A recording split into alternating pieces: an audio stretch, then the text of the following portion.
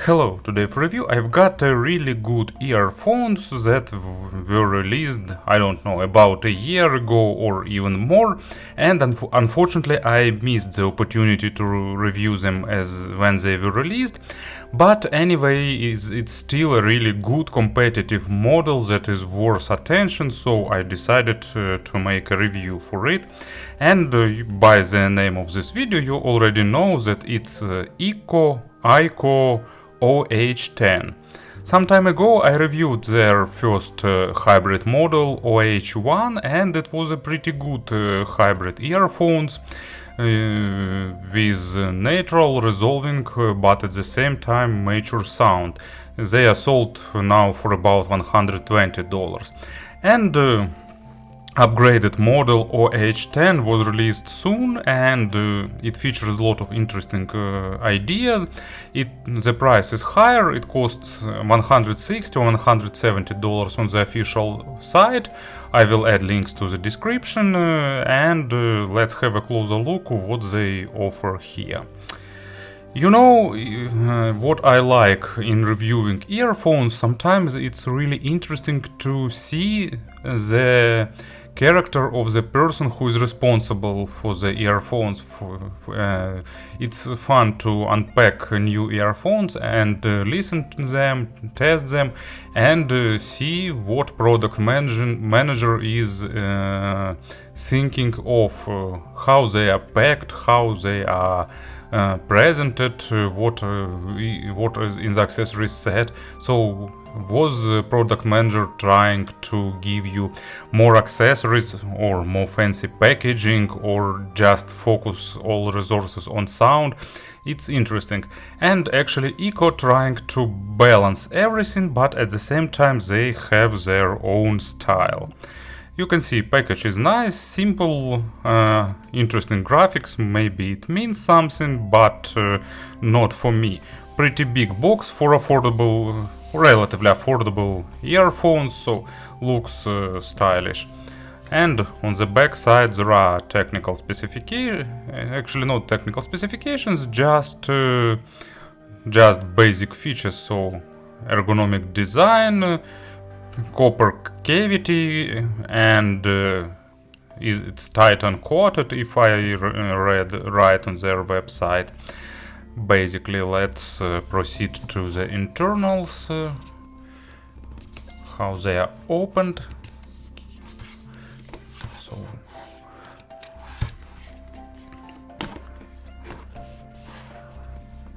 as usual, opening the earphones is a hard task when you want not to break everything. And actually it was a bit damaged by local customs office. And in this envelope you'll get nice stylish warranty card. And here is main package, gold embossing. You will get this pin with this ikko's signature fox. You'll get earphones themselves. You can see that nice shiny finish. They even glued protective films here to protect it. I didn't peel them, but we'll do it later. And unusual leather case with cable. Pretty efficient way of organizing everything. You just wind your earpieces, put it here, and then just rub this way. And also they printed this note about red on the right. And two set of tips, basically wider bores one, and actually also even more wider bore ones. So you can see that they prefer wide bores of the tips, and the difference mainly is the material. This gray one is a bit softer. Let's get two pair of tips and unpack the cable. Unusual unusual leather stripe for cable organizing. Lot of good materials. And in terms of design, they are really good. They have their own look, they have their own style. Nice, shiny, with unusual texture of faceplates, and at the same time pretty good in terms of ergonomic. Everything is smooth on the inner side, fitting nicely into ears. Spouts have average length, so sound isolation is also average. It will be enough for public transport or for noisy street, but of course in subway or on the plane you will need a bit better isolation. But still, there is a lip for holding the tips, protective grill, all that stuff that I pay attention is done nicely. And build quality is also pretty good, everything is built well. So this is left earpiece. As you can see, cable is a bit tangling, but still it's fairly easy to untangle. And they used regular 2-pin connectors without any fancy ideas, without any fancy stuff. So basically usual 2 pins. So it means that finding replaceable cable will be easy if you need that. Ikko themselves offer some third-party cable. I didn't test it, so I'm not sure, I don't know about it, what it changes, what it gives, but this stock cable is good in terms of comfort. It's soft, it's comfortable, almost zero microphonic effect, not getting hard when it's cold, a bit tangling, and that's pretty much the only issue with it. Nice comfortable stock cable that is good with these earphones. So to summarize this part, in terms of design, in terms of build quality, presentation, everything is done on the really good level, and design even exceeds expectations. And of course about the sound, I've burned them in for about 60 hours, slight changes were during first few hours, but after that I didn't get any audible changes. It's more important to select the proper tips to get the better fit, because based on the internet feedback, not everyone managed to fit them properly, because cases, shells of earphones are heavy, and spouts are just average in length, so some people find it problematic to fit. But actually for me they fitting really good. I got zero issues. Thanks to weight, they fitting really secure and providing normal sound isolation. And in terms of sound, they are also a bit unusual and a bit interesting. They are bass heavy, but at the same time bass here is played by really fast dynamic driver. Also they've implemented unusual ideas. Idea is that the inner part of earphones made of copper, and that probably improves the sound. And weight hints that shells thickness is pretty high here, so that lowers the resonance.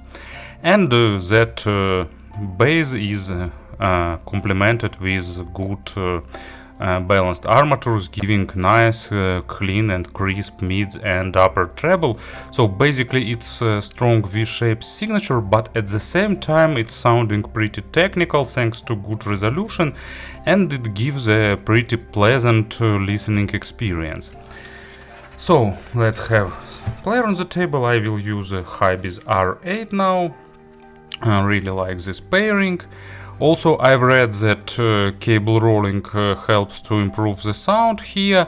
I did try Fio's expensive hybrid cable, and also I tried Juno Hulk, and actually I didn't get any big noticeable result.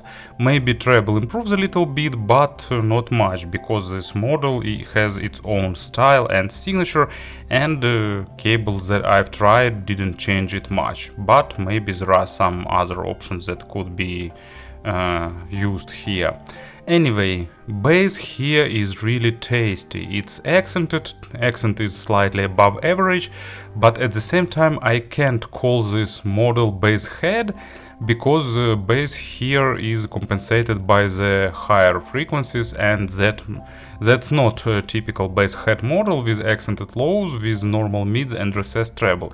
It's V-shaped, so bass is nice, it has really good body, it has good depth, it has really good impact, slam, kick, punch, call it whatever you like, but bass is tasty, bass is present, but at the same time, thanks to good dynamic driver here used some titanium coated diaphragm dynamic driver, if I remember right. It's pretty fast, it has normal resolution, not balanced armature like, but normal for the dynamic driver, and it's good in representing textures, and actually, you know, it plays big only when it's present in record, so only with synthesized low frequencies it's dominating.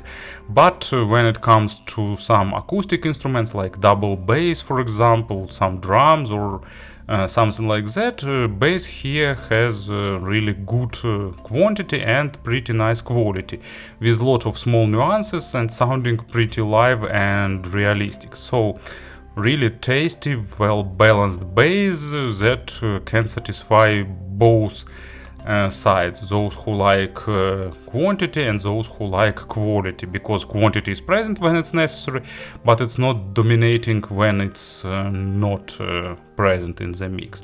But of course, as an example, I've selected Juno Reactor, zombie, nice, good, big, tasty bass, and this model really gives you pleasant experience with that track, with good amount of shake, of resonance, of impact, and so on. Mids are recessed, and actually noticeably recessed, but thanks to the balanced armature nature, they don't sounding veiled, and also thanks to good control of low frequencies not dominating over mids, and you know that's the case with properly cooked hybrid models, when in terms of quantity mids are recessed, but thanks to the balanced armature nature they have resolution, they have presence, and so on. Mids are fairly balanced, they are not focused on the micro detalization, but of course resolution is good, like you can expect from the balanced armature driver. They are not highlighting emotions, they are not highlighting macrodynamics, so they are balancing somewhere in between, nice, clean, crisp, and no highlighted emotions. And they are average in terms of nitpicking, so better records would be a good idea, but they won't definitely pick all the tiniest issues and throw right to your face. But of course some better masters will be plus with them. And lower part of mids is recessed, upper part of mids is accented, and that means additional clarity, crispness, so basically presence area here is nicely boosted and give you all that crispness, cleanness, so female vocals sounding really nice, and guitar sounding also really good, so all that stuff that fits into the presence area sounding in a proper way. Imaginary stage is above average, not hugely above average, but above average. Width is a bit better than depth, but layering is also normal. So in terms of 3D positioning and other stuff, they're doing a really good job. And as an example, speaking about the hard rock, I got Led Zeppelin, Kasmir, signature guitar riff, nice drums, of course vocal, and all that stuff is played nicely. Good mid thanks to the dynamic driver, and enough of crispness to play the guitar part and vocal. Of course it's not the model for those who need some monitoring representation, for those who need absolutely perfect mids. It's more V-shaped model that tends over being fun, over analytical. And treble. Treble is slightly accented in the lower part of treble, but then it's recessed, and actually it's done on purpose, so extension here is only average. And I think they nailed that spot, and they sculptured the good treble for this model. So basic treble is present, all that cymbals, crashes and percussions plays nicely, as well as lowest overtones. But higher treble is recessed in order not to shadow mids. So actually not mids, bass, because more extended treble will make them more typical V-shaped, and it will hide a bit of that low frequencies domination that is present here, and that's why they selected this way. So layering here is very basic, overtone saturation is normal. In terms of resolution, of course, it's balanced armature, so meaning it's good, it's crisp with fast attacks and decays, a bit lightweight, bit airy, so nice basic treble without attempts to create something audiophilic or super extended, but fitting nicely into this representation of this model. And as an example, yet another classical rock thing, Comfortably Numb by Pink Floyd. Probably the best guitar solo ever created by mankind.